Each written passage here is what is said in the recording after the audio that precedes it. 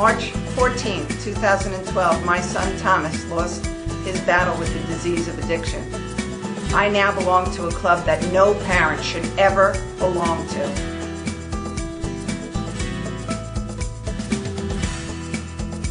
Do you know the signs? Do you know the trends that children are doing in today's world?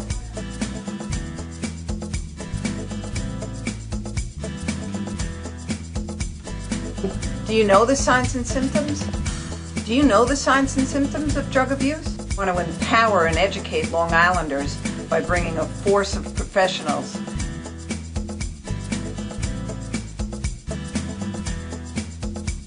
and how to prevent the disease of addiction. Long Island in Crisis.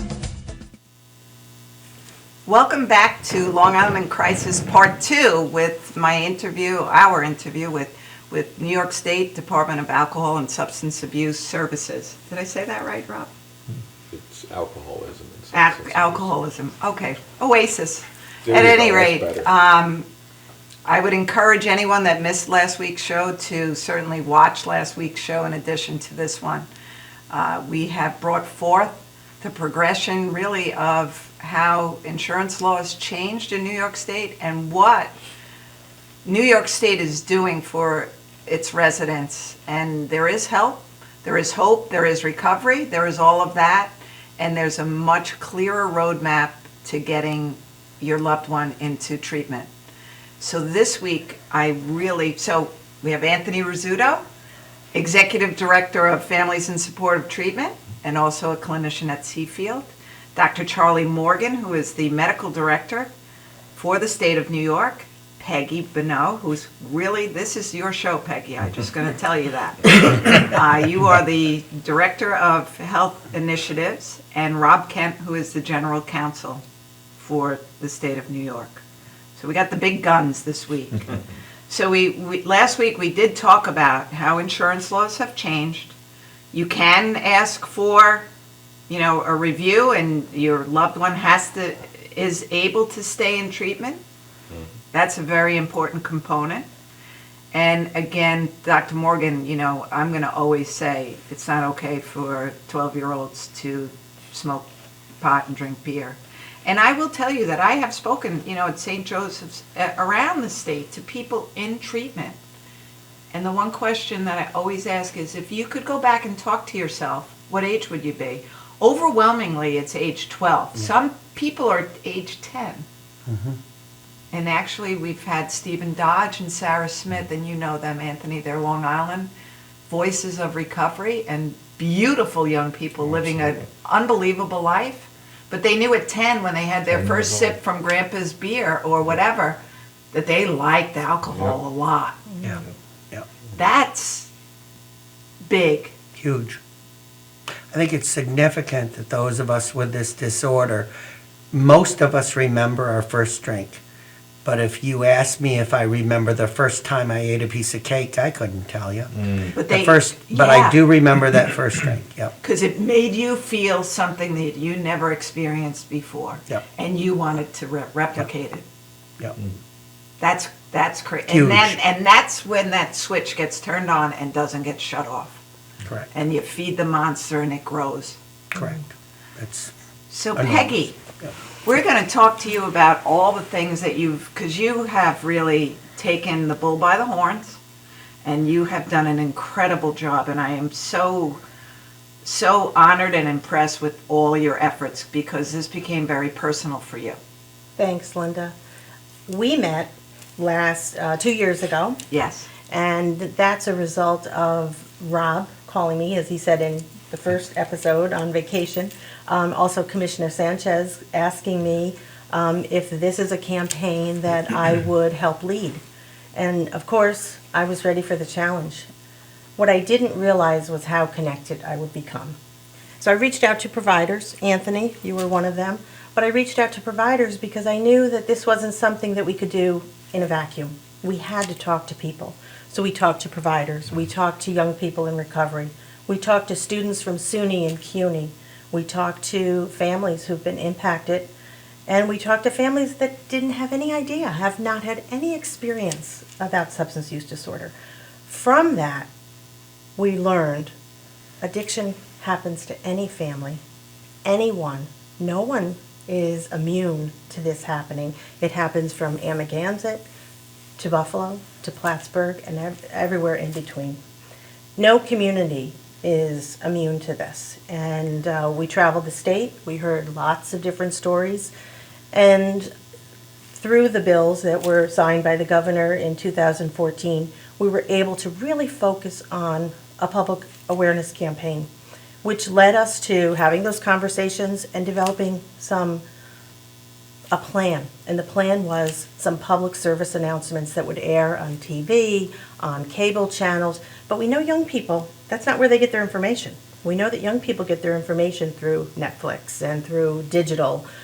So we made sure that we included that as well. Pandora, all of these social media mediums. Yes. So Texting. absolutely, absolutely. So we were able to have a media buy that focused on the fact that addiction doesn't discriminate. Addiction happens to any family, anyone.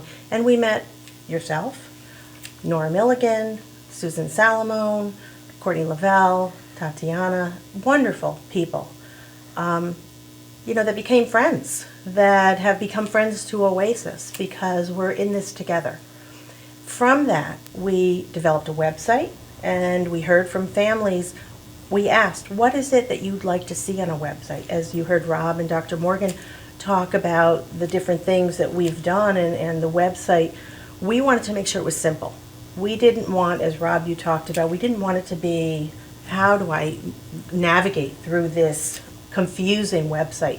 So we have warning signs. What are the warning signs? How do I prevent this? There's no magic answer, but there's some guidelines in there. Yes. How do I get help? How do I get involved? So many people want to get involved in FIST, in different organizations. So we kept it very simple and will continue to do so. But one of the areas that people really liked was the real stories. You're a part of the real stories. You were one of our featured individuals in a public service announcement, but then we have stories from individuals all over the state. And we're continuing to do those stories. So we launched the campaign. You know that we filmed in my kitchen. Yes. And in my living room. Yes. We needed a kitchen. We used state resources to do all of Yes. this. You know, We had a budget that we wanted to spend on the media. We didn't Yes. want to spend on production. Yes. So we did this in-house. Yeah. We have wonderful people. You heard from Dr. Morgan and Rob. I mean, we have really smart people that Yes. that work with us to address this. And the production team, they were great. they were fabulous, and they're state employees that, Yes. were state resources. From that, the next campaign, we wanted to move the mark a little bit. So we said, we're going to not only talk about that addiction can happen to anyone with a focus on opioids and heroin, but we're going to talk about the progression of addiction. You heard everyone speak about no one starts with heroin, and we heard that from all of the young people in recovery saying, I started at 12, at 14, at 17, with alcohol, with cigarettes, with marijuana. We know that alcohol is the number one drug of abuse, substance of abuse. And Is it also, Dr. Morgan, still the thing that kills most people? Yes, and it's the thing from which most of our admissions result. And I would point out that in our estimation, it is still the number one illegal drug used by young people, because any use of alcohol before the age of majority is illegal. So I Yeah. think all of those things are, yes, absolutely, Okay. Linda. And I just like to always bring it back to Anthony, it takes a lot longer to die from alcoholism. That's the thing that, the immediacy. I've in the years that I've been a counselor, I've never seen anybody overdose from alcohol. Right. I think the closest I ever got to that was varices of the esophagus, where somebody bled out. But we And had all the the- boy that died on Long Island a few years ago at 13 that drank at a New Year's Eve party because their parents thought it was okay, and he wandered Alcohol off and poisoning. died. Sure. In But the my woods. point in saying that is that alcohol, I haven't seen it. Cocaine, I haven't seen it. Heroin, painkillers, oh my God. It's just so that window, we don't have the luxury of, all right, go out and when you're ready, come. It doesn't work that way. It's a very different dynamic when you're dealing with an addiction to painkillers or to heroin. Yeah. So the materials that we've developed, the progression, the next phase that we're hoping to launch is really about stigma, is really about the fact that heroin is one substance, tomorrow it's another substance. Where There'll does it always be a start? drug of the day. There will. So we want to focus on, we're doing some videotaping right now of different stories of individuals that talk about crystal meth, that talk about cocaine, that talk about Xanax, that talk about pills, alcohol, marijuana. So we want society, New Yorkers, to understand that this isn't just, oh, it's heroin, so my kid is just doing marijuana. Exactly. We want everyone to understand that this is a progressive disease and really work on the stigma that Aggressive, addiction. fatal. Yes. I always like to add that word in. And work on the stigma that Yeah. addiction still has. We talk to schools, we talk to parents, all the time. And everyone wants to know, well, is it happening here? Yeah. Because everyone wants to say, it's not happening here, it's happening over there. Right. And it's wonderful when we have law enforcement with us that can say, yeah, it is happening here. It's happening everywhere. It is happening everywhere. And you're really keeping your head in the sand to think, Right. and that's one thing that I always like to tell parents. Why not your kid? Tell me why not your child. Right. And let's start with that. Right. You can say not my child, but tell me why not. What have you done That's right. to decrease their likelihood of doing Right. something? One of the campaigns that we launched this past June is called Talk to Prevent. And it's really focused on underage drinking, having that conversation, because we know, you've heard all of the experts talk about the influence that parents have. And it's not just parents, it's any adult that is influential in a child's life, whether that be a coach, a teacher. Coaches are big, right, Ann? Oh, big. Coach, teacher, Grandma, faith-based, grandpa. grandpa, aunt, uncle, older brother, older sister. Having that conversation, talking is, cheap. You can do it in the car, you can do it on the field. So we encourage that. And the Talk to Prevent campaign focuses on underage drinking. But you can translate all of that conversation tips that are in the Talk to Prevent campaign into any substance. From the progression of the Combat Heroin campaign, we developed another tool that hopefully you'll air an Yes. excerpt of the tool, but it includes videos. And we were traveling the state when we initially launched the campaign, and we were going to different forums, and we were hearing a lot of misinformation. And it alarmed us, and we said it would be good to have a consistent message out there that people could use. So we developed 2 videos from the footage that we had from yourself, from all of the individuals that were in our campaign, and we put together some informational materials. The parent video is really for a community forum, for a PTA meeting, to talk to teachers, and it talks about what you just said, Linda. Why not my kid? If you don't think it's happening to you, why not? And if you think it's just a little alcohol, a little pot, you need to think again. And it also, so I know you and I have talked about this, Anthony, people think, well, my child's in sports, they're good. That's going to be probably the first place that they have their first drink. There's no bulletproofing your child unless you bulletproof them from home and onward, and being able to have that conversation, that if they're in a place that they don't want to be because of all the conversations that you've had, that they can call you with no judgment, no criticism, and no yelling. That's right. Come and get me because this is not where I need That's to be. right. This is not where I want to be. Maybe they tried something, maybe they didn't, but you always have to give them that exit strategy with no Absolutely. judgment. There might be consequences that come out of it, but that, I encourage parents at any age, have a contract that gives rewards and consequences. So that you're always striving for something, but if they're always doing good, then celebrate that. Don't just say, well, you're supposed to be doing that. Or I give you an allowance. Right. But celebrate the child and celebrate the good, because they're going to want to replicate that from the Right. time that they're little, Right. moving upward. They never want to disappoint. Right. I know Thomas never wanted to Right. disappoint, and that was part of his stigma. Right. You can't tell, my mom's going to be so sad. Right. You Well, know, one the- of the things we've learned, I'm sorry, No, no, Anthony, go ahead. is that there's good families that this has happened Absolutely. to. We can't stereotype and say, well, because they, certainly we've talked about some prevention things that we can do by being role models, but it happens to the best of families. It happens to the families that do everything right. They don't drink at all.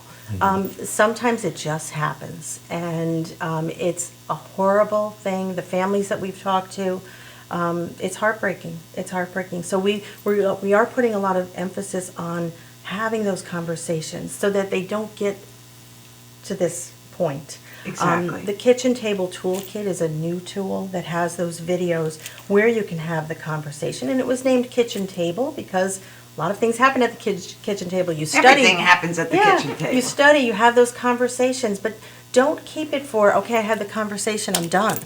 It needs to be an ongoing conversation. It needs to be something that is a casual conversation, whether you're in the car, whether you're at the kitchen table, but just keep those lines of communication open. And I think that's what the toolkit really will help parents. There's a guidance document that talks about age-appropriate language. So whether they're in elementary school or whether they're 25 years old, you can have those conversations. So we hope people take advantage of it. Those are powerful conversations, because even if they're 4 and 5 years old, we can't go visit Grandpa today because Grandpa's not making a healthy choice today. So, and as they get bigger, they're going to ask, well, what did Grandpa do? Or whoever that person may be. But that's giving them an understanding of what's going on in their world. That's right. Anthony, I know you wanted Yeah. to say something. No, the talk to prevent, I think that's such an important thing. The other day, we did something at Roslyn High School, and there was some of the folks in the audience, and there was a mom who said, I just don't know, what am I supposed to do? If I catch him drinking, do I punish him? Do I talk to him? And I remember giving her the website and saying, that's a prevention message that you're talking about, and I'll be the first one to tell you, that's not my strength. I can give you some ideas, but there are some tools, so I sent it to that. I think that it is important, and even yesterday at the meeting we had yesterday, and you heard Claudia's discussion, having lost her son and having lost her brother, said, no way, I'm gonna start this conversation, and I think Victoria said at 4 years old, Right. Mom was already educating her, and I think it makes a big difference. But the other thing I wanted to touch on is when you broadened it from heroin to addiction, because addiction really is the issue. And just to share on that, I have patients that I've treated that, we do toxicologies, and it's not uncommon that they switch addiction, pornography, gambling, into other things. So you're right? So today it's heroin. We don't know what it's going to be tomorrow. So really the underlying thing for all of it is the disease of addiction. That's right. Doesn't matter what the substance And that is. disease will say, well, you didn't have a problem with alcohol, so you can drink. Right. You can drink. Yeah. You didn't have a problem.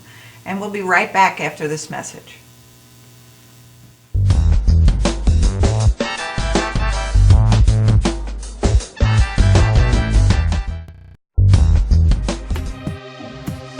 What are you looking for? You don't even know that. Are you on the ball list? You can't even answer. I'm asking you about it. You gotta be highly skilled. You understand that? Are you well versed there? Are you very smart man? Hit me with some funny shit. My shit's twisted. Tell me something. What do you have right there? That's awesome. Well- That's a big, You know damn well. that's awesome, that's awesome. Sir, are you interested in twisted or not?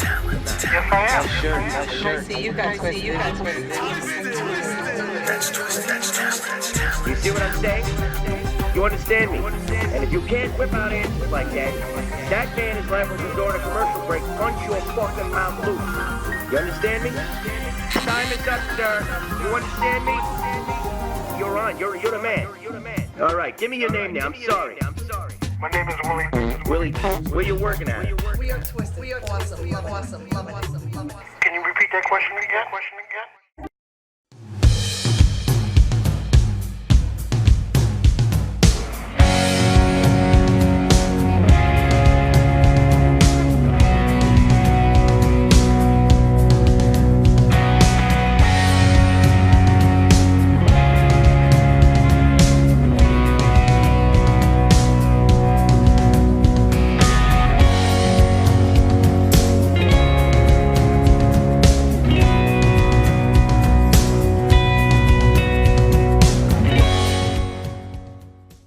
Galaxy Luxury Coach is a full-service limousine and party bus company. Family-owned and operated, we are an industry leader with over 25 years of experience in providing best-in-class luxury transportation for your special event. Whether it's your precious wedding day, an all-day wine tour out east, your high school prom, that special birthday, or just an amazing night on the town, our professional chauffeurs stand ready to ensure your special event is truly special. Galaxy Luxury Coach has one of the largest and modern party bus fleets in the New York area. Our party buses are simply nightclubs on wheels. Concert sound systems, light shows, lasers and strobes, multicolor LED lighting brilliantly lights your party bus inside and out. For corporate and more laid-back events, we will cater to your specific needs and requests. What sets Galaxy aside from all others in the luxury transportation industry is our attention to detail in customizing our services to your special event. At Galaxy, it's all about you and your guests. Galaxy customers return time and time again because they know they can trust Galaxy to help deliver those lifetime memorable moments. Step aboard and let your Galaxy experience begin. Welcome to the Rehab Center located at 2025 Brentwood Road in Brentwood, New York. At the center we offer chiropractic services, acupuncture, and physical therapy. We take most major medical, no-fault, and workers' comp insurance. If you need these types of services, contact the offices at 631-234-4949. That's 631-234-4949.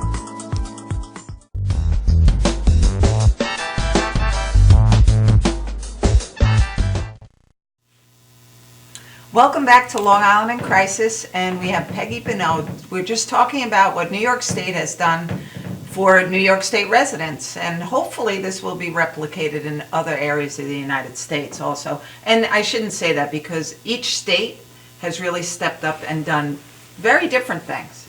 But we'll talk about what we've done here.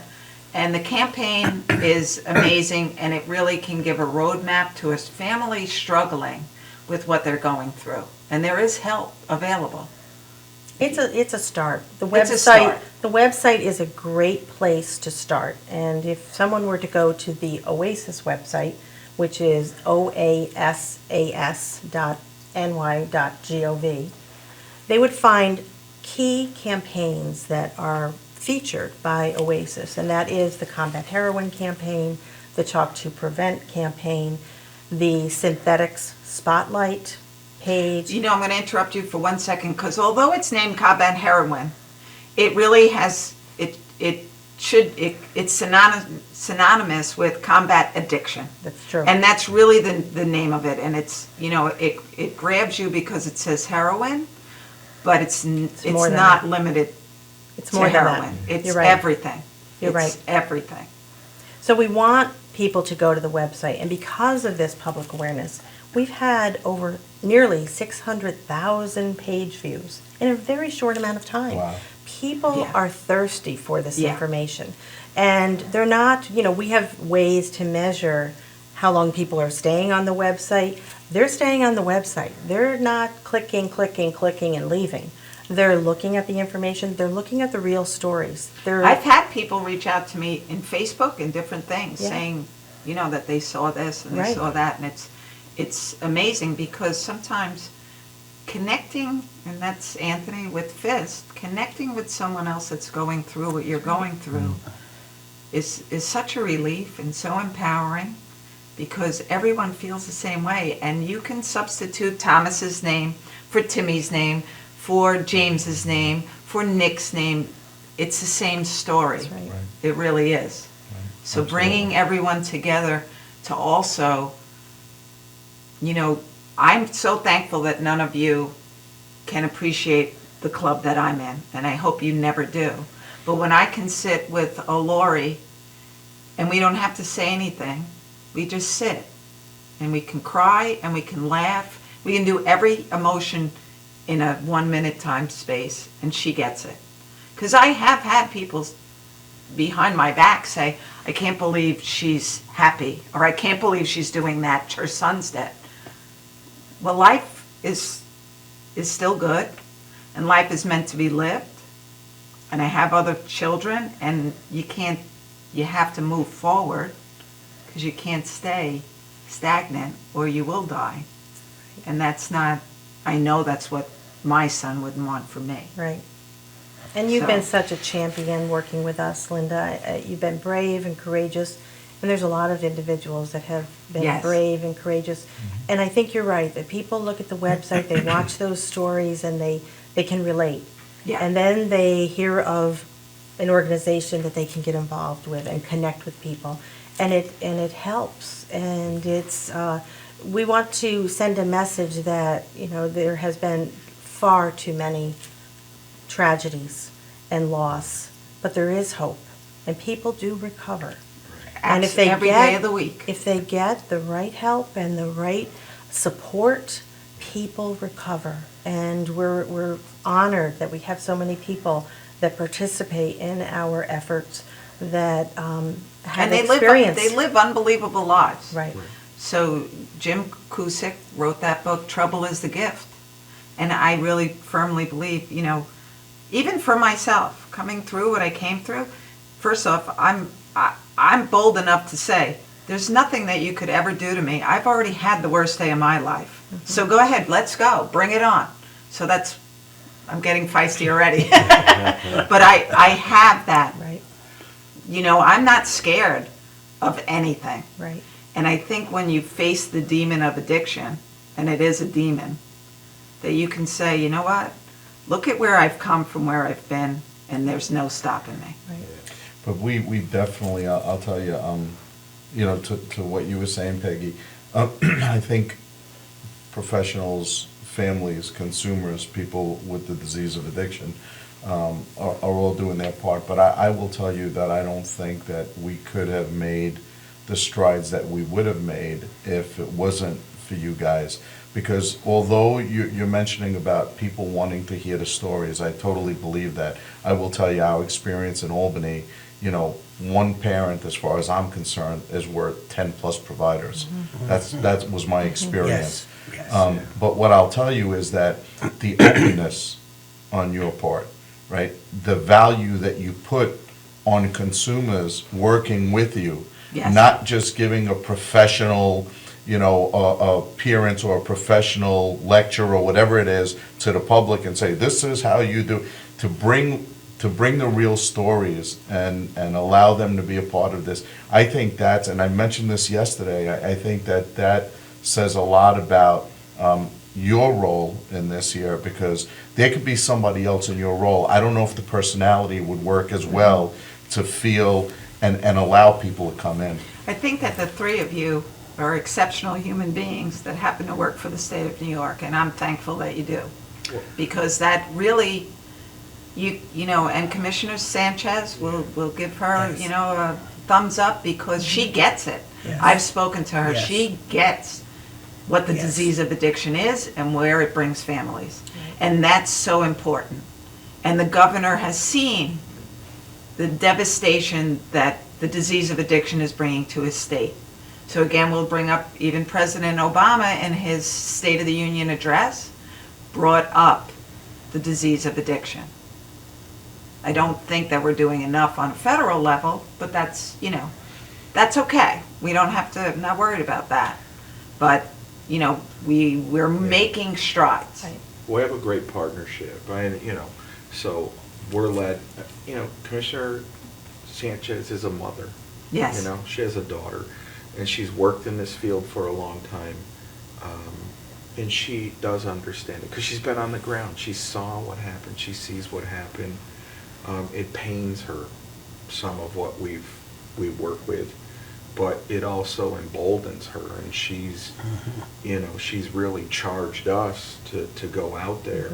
And the other thing you would find out about her if you've not met her, but if you know it, if you've worked with her, she's not really big on talking about what we can do. She's very big on go do it. Yeah. So that's why we're That's here. the difference, And, know? And so she has cleared the path for us. The governor's cleared the path for us to go make things happen.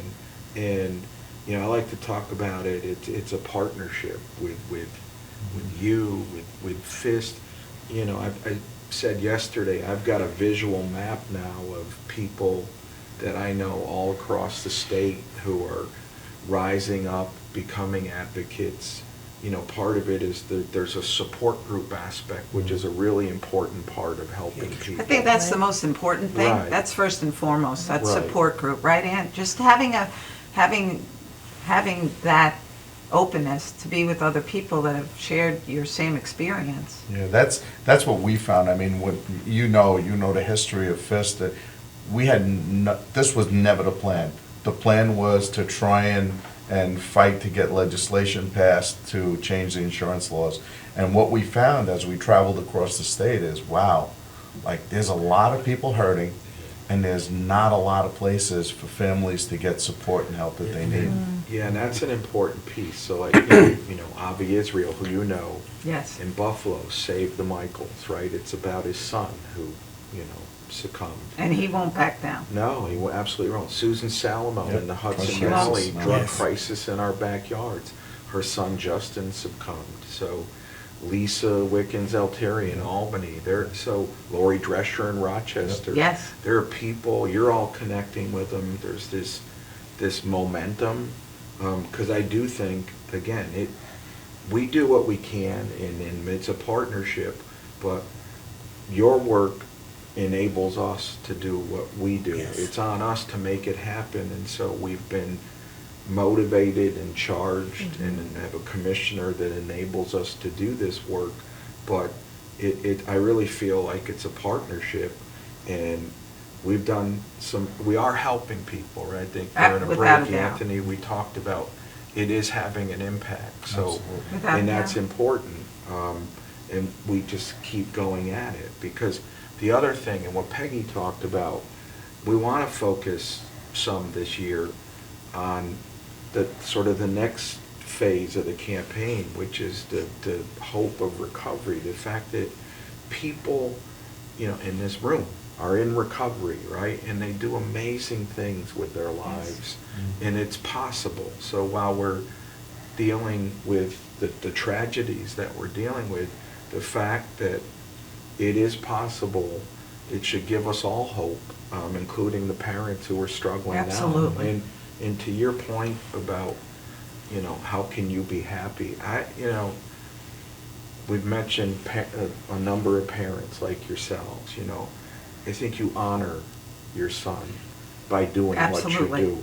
Helping other people, what's more noble as a human being than doing that? For me, I know with Anthony too, I'm very driven.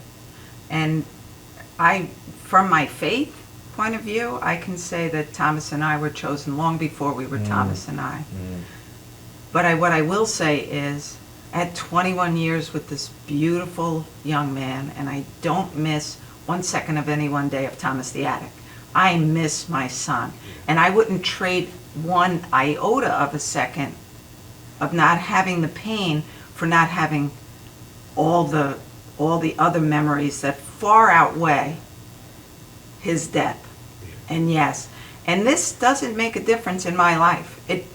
My life is still, I still don't have him. Right. But if I can change one person that's trying to get clean, one family that's struggling with a loved one family that's struggling with a loss, then I've done my job. And I don't need to know really how that works out, but fortunately, a lot of times I do. There's a young man that's helping me build the thomashope.org, and that's where all the shows will be. He called me last April. His name is Mark Bello, and he'll be on one day. 5 days after Thomas died, I went back to St. Christopher's to thank them for scholarshiping him. And somehow Father John pushed me in a room with 175 people. I can't tell you what I said. There's a woman there that runs the kitchen that remembers what I said. He knew Thomas. He knew he called me to tell me how good he was doing. And I said, what are you doing now? And he's in website design. Bam! And now we're working together. But to have someone say, you forever changed my life by what you said from a mom's perspective, worth the price of admission. And if I changed no one else but him, that's all I need to know. But, I'm glad you brought that up, Rob, and, wasn't going to get into that, but you kind of spurred something on me. So the idea of you heard Dr. Morgan talk about being in recovery. Today, he's the Chief Medical Director for the state of New York for Oasis. Recovery allowed him to be at that place. And my thought would be how many people, and I'm going to get religious for a second, or spiritual, how many people did God use Charlie to touch, right? Myself, a person in long-term recovery for 23 years, come into this with a high school diploma, go through college. I'll never forget the words of my sponsor many years ago. He said, Anthony, God can take your ugliest days and turn them into an asset. And, I'd like to think that he's worked through me to be able to touch people. We talked about some of the change that's happening. And Linda is, you look at what Linda has gone through and what she did with that pain, right? And how many people are being touched through that tragedy that happened. When we put on the recovery walk, we worked with everybody, organizing all the different organizations, and we came together in Long Island. When we filled out the permits, they said, how many people? I said, I have no way of knowing, 200, 300. Who would have ever imagined that 1,000 people would come out on a Sunday afternoon in broad daylight, holding up the sign of their son that passed, or their son that's in recovery, or that son that's still struggling, or daughter. And that to me is tremendous, because of those 1,000, about 900 of them were families. So that says to me, and we didn't just stay on the lawn at Farmingdale State University. We walked 3 miles down Main Street proudly and said, this is who we are, we will be accounted for. I think in total out of the 1,000, about 800 did the walk. That is a shift. We talked about the president. And I think that we are on a path of hopefully people getting to a point. Cigarettes, who would have ever thought we could have stopped people smoking cigarettes? You went to the library, you went to a restaurant, the cars don't even have ashtrays anymore. Right. Right. Who would have ever thought we could have made that shift? It can be done, but I really think it's about collaboration and about working. It's about coming together. It's always, absolutely. It has to be. And from really a very sensible point of view, we are all voters. So you want to talk about, but again, and Senator Flanagan, and I hope he doesn't get it, but one day he said to me, he goes, you forever changed my heart on how I look at this. So when I go to make a decision, your story is right there. I carry it with me. And wow. Yeah. Wow. So you don't know what you don't know. But what politician can say something to a mother who's grieving or a father who's grieving? Well, yeah, and I've worked around government my career, and I lobbied at one point. I worked in the legislature, and understanding and appreciating how, as you said, you vote, right? And that matters. Ultimately, they've got to get more votes than their opponent, or they're not elected. So the influence that you folks have had is, you can't overstate. It's just tremendous. And your power, you understand how much power you have when you organize and you ask people to account. So yeah. I was there to help work the words out in 2014 of the bills that passed. I wasn't the person who had legislators get to a point where they said, we're not leaving Albany unless we do things. And so, that's where, I talk about that partnership, and then we took it and we've brought it to life. But it didn't start with us, right? It didn't happen until people who vote for elected officials said, this is a problem in our community, it matters to us, does it matter to you? And they resoundingly said it does, and they still, if anything, they better. There's so much more attention to the issue across the state, that more and more legislators, I can't tell you how many have come up to me in the halls of the Capitol and said, this is the biggest issue in my community, and what can we do to be helpful? Wow. So it's really important, we talked about this yesterday, about sustaining the effort. I think what you're doing, and again, the support part, I think, is what sustains it. The fact that, and I have to say, so we came down and we did a 2-hour meeting. We probably could have done a 24-hour meeting. Yeah. But the beauty of it for us was the beginning where Anthony had everyone introduce themselves, and it took an hour, and it just, for us, we get charged up by that. That's what motivates you. That's what makes you, when you're working on something that matters and you're helping people and you feel like you're making a difference. I don't know what would motivate anybody any more than that. And so, and it grounds you. It helps you understand what is going on out there. So, and it's going on all over the state. I was in Buffalo in December with Avi, and we went spoke to 300 people on a Saturday afternoon, and it's going on all over the place. I say, people, it's sad that it is, and I hate why we're doing this, the fact that the tragedies that are occurring, but I'm more than happy to take the momentum off of what is going on to make things better for others. So it's been a tremendous thing. This show you're doing, the fact that these folks allow you to tape it here, it's an incredible thing. It's having an impact, I think, and that's one of the big things we keep focusing in on is that, at the beginning is that the tragedies are just awful, but good things are coming from that, and that's a great thing, and we should all be proud of that. My hope would be 5 years from now that we only talk about prevention. Right. Yeah. What can we do more? And we'll be right back after this message.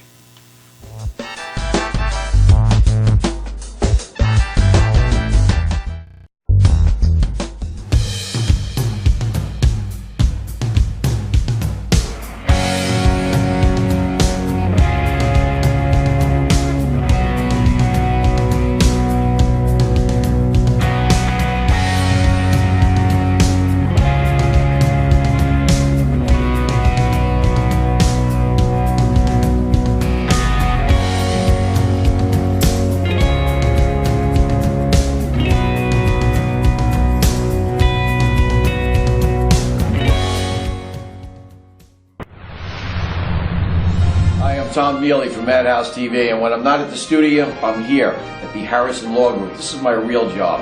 And this January 2015, Brett and I are putting together a show called Legal Straight Talk. It'll be aired on Cablevision as well as here at Madhousetv. You need to tune in. This information that we're going to be giving the public is the real deal. It's all about what you should do, what you shouldn't do. So tune in this January 2015 for a new episode of Legal Straight Talk.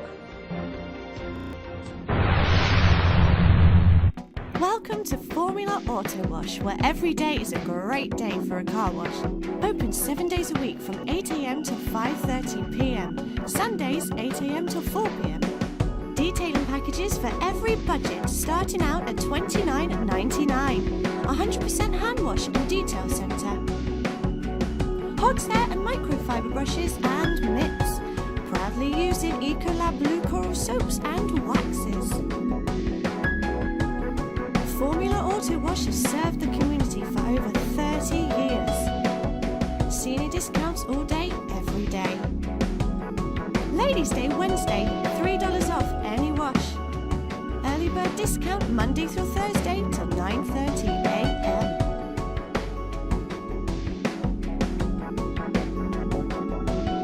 Check out our website, formulaautowash.com. For professional motorcycle transport and towing, think Kickstart Fabrications Motorcycle Towing. Proudly serving all of Long Island, we feature expert handling and 24/7 service. So send a limo for your toy with Kickstart Fabrications Motorcycle Towing.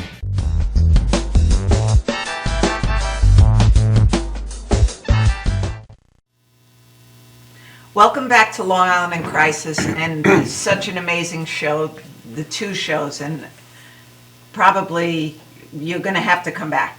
So we'll get you, maybe you'll go do a school district in Montauk next time. In the summer. In the summer, no, in the summer. Oh, well, actually, we're going to get you to Shelter Island for a hugs weekend. Yeah, we're talking to Kim. Yeah, I did Very that nice. last year, and it was life-changing for me. It sounds it. Never mind those kids. Right. Life-changing for me. But that's where you see the struggle of them not knowing how to cope with life. And life can be pretty ugly for a lot of kids, a lot of families with a lot of other things going on behind the scenes. And she does incredible work. But to take them and make them into leaders is just, Kim does an amazing job, and I had the best time there. Not so much sleeping in a bunk bed with a bunch of teenage girls.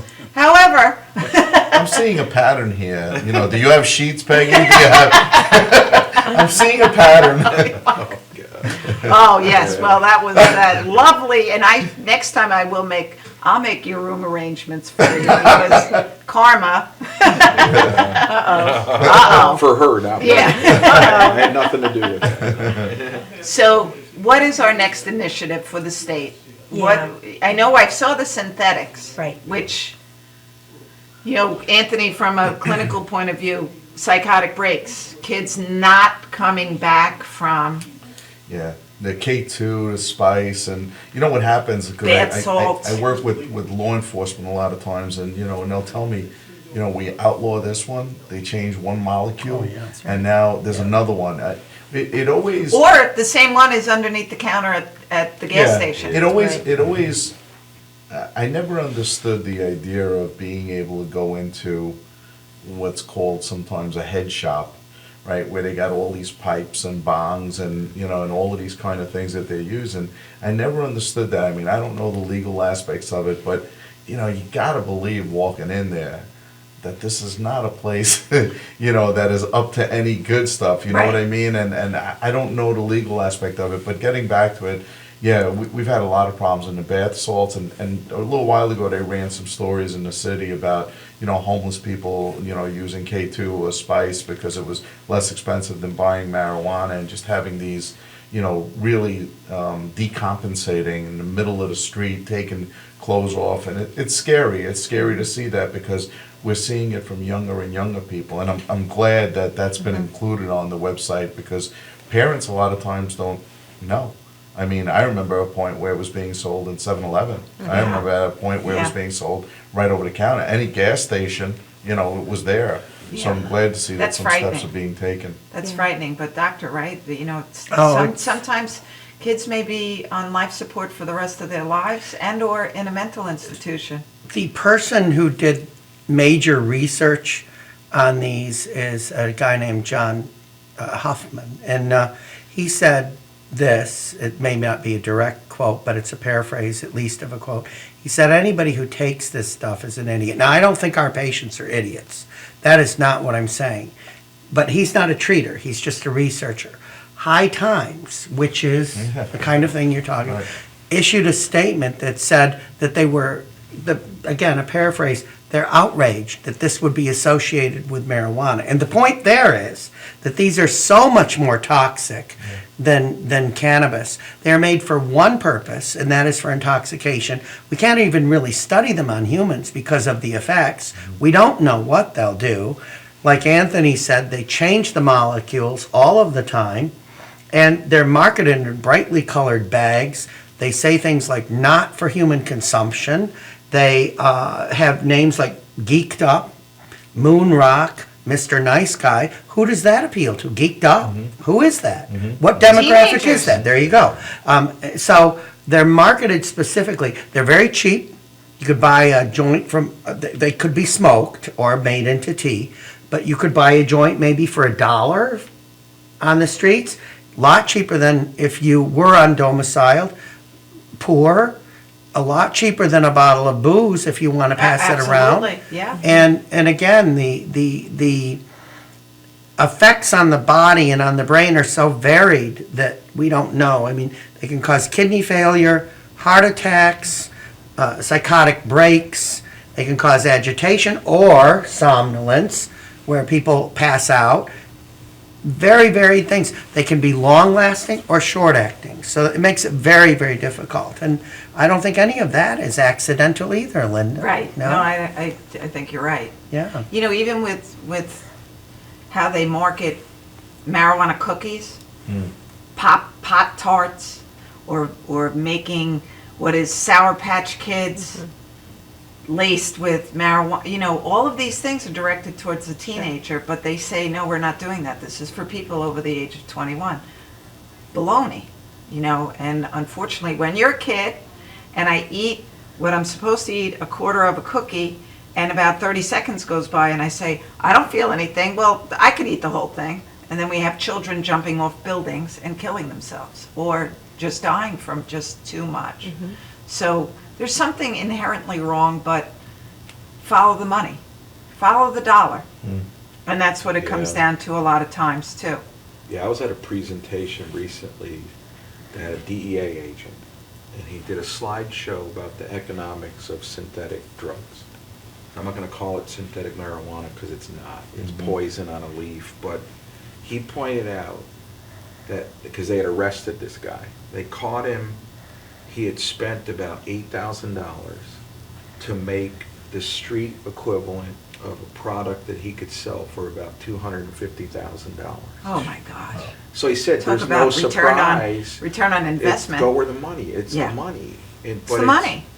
So in the campaign, and we were trying to go at, because we had heard from young people, we did a PSA, had 4 young people, and they called it what it is. It's poison, it's dangerous, because we're trying to go at this, well, marijuana's not harmful, and so synthetic can't be anymore, and so to knock this myth, people are having, you know, life-altering consequences for using this stuff. So it's something we're aware of, and we're trying to do what we can to hit at it and stop it. Well, I think it's just great that you portray for young people. Oh, yeah. You know, and I think they volunteered to be in that commercial, didn't they? Well, you know, we were able to identify some young people that, you know, represented all of New York. And their message is, you know, listen up. Listen up. You know, this Yeah. isn't marijuana. This, you know, not that we condone marijuana, but this is poison. Yeah. You know, this is really dangerous. You know, all substances of abuse are very dangerous. But we're hearing and seeing, you know, really I'm going to scary shift us a little results. bit because I know we wanted to touch on siblings. You know, that's a tough group to really pull together. So, you know, I can use my own children for that, but siblings of a young person that is struggling with the disease of addiction are angry, and they're often, you know, that one child that's struggling will get all the attention, and the others can do and be and rise up, and unfortunately their parents are consumed by this. I know because I lived through it and trying to navigate that, but I never missed Andrew's wrestling. You know, that I had to step up and be a mom for everybody. But getting him to talk to other young people is not comfortable. You know, and I think it's just that group. So, you know, I know you and I were talking about having a texting group. We have to meet them where they are. And they may not want to be in a room together because they're going to be like, this sucks. You know, that's what they're going to be like. I think once they got to know them each other in a different venue, that they would be more apt to come together. What are your thoughts, Anthony? Well, yesterday, I because that's something that I really, in 2016 with FIST, that's something that I really want to Yeah. explore and take a look at. And we did have one of the young ones there yesterday. Yes. And I said, look, I'm just speaking out loud now. I'm going to let my thoughts run, and creating a youth advisory committee and having these kids tell us, how to go about doing this. And I thought about, Lori said, I really think that if you reached out to them personally, I think they would come. And then I was thinking about just having a gathering, ordering some pizzas, and just saying, hey, guys, how do you think we can, because the first job that I had in this field as an intern when I went to get a KSAC was to treat the adult siblings. And that was what opened up my eyes, the amount of anger that there was. I got a 90 on the test and they don't even know I'm alive. Yeah. And I was like, wow, like you could see it, like, Oh, you know, can how see all it. of the attention is on, he's the one who's screwing up and all the attention is on him. And I'm the one that's doing the right thing, and because I'm doing the right thing, I'm being punished. And it really opened up my eyes to that. So my thought, that's how I'm gonna approach this. I'm gonna take Lori's suggestion, so, Maybe she's even gonna get an me. email. Yeah, that's not what it is. That's just what an it's gonna be. email. Please, could you send me back something? And your answer was incredible. We're going to have this little gathering, and then if you keep putting it out there, eventually, as they also get older, Yeah. I think they're more capable of doing I think things. that I'm gonna use that same concept that we did with the families, because here's what I've learned. I've learned that moms grieve differently and deal with it differently than dads do, as well as the siblings. So I'm gonna use that same concept, that they have the ability to make a difference. I think that's what pulled in a lot of families into FIST, is feeling like, wow, this And group is doing something, we're We making will a get difference. sisters over brothers first. I believe that, Yeah, absolutely. girls. So maybe we gotta have a football game or something, Yeah. I don't know, we'll do something, we'll figure something out that's gonna work. I'll never forget what Jeff said, Jeff Reynolds with LICAD, when they were creating something, and the kid said, I wouldn't read that brochure. He's like, what do you mean? He's like, that doesn't appeal to me. So he's like, great, why don't you create one? Yeah. And the 13-year-olds created a brochure. And I thought that was ingenious. I thought Yes. that was great. You have So, to meet them where they are. Exactly. That's all it is. So that's some of the hope. And to build on that, we want some of those stories. We want people to see themselves. We want to Yeah. share, the young woman that we met yesterday. Great story. Because we're going to have to wrap up, but, on that note, sometimes the siblings or the children are dealing with parents suffering with the disease. So if they can relate to somebody else that's their age and come forth with the story, we really concentrate on an adolescent, but there are husbands and wives and parents and all of those things. And kids are going to school. They may not have had a parent at home with them, or they may not have had any human contact from when they left school the day before. So there's so much work to be done moving forward, because we do live in a different world, and it's not Leave It to Beaver anymore, unfortunately, and nothing gets solved in 22 minutes. So, I think families have to do that. And I'm going to hold this up because this is oasis.ny.gov. And you can go there for all the resources that we've talked about today. And I encourage you to reach out to anyone, and certainly hit the Facebook pages, Families in Support of Treatment, Thomas's Hope, Linda Ventura. Just reach out to anyone. We will get you where you need to be. And if I hold your hand, I'll make that promise to you. I will hold your hand while you walk through the process. I want to thank Rob and Peggy and Dr. Morgan. I could call you Charlie, but I'm giving you... You can call me Charlie, please do. And Anthony, because it's a conversation that needs to be had often and repeatedly, and that's how we're going to change what happens in the world. Thank you for being my heroes and really stepping up and doing what needed to be done.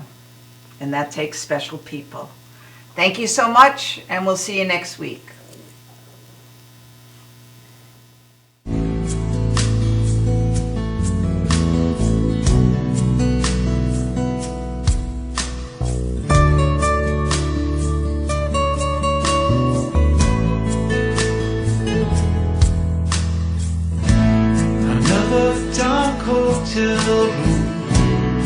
Rusty Pete.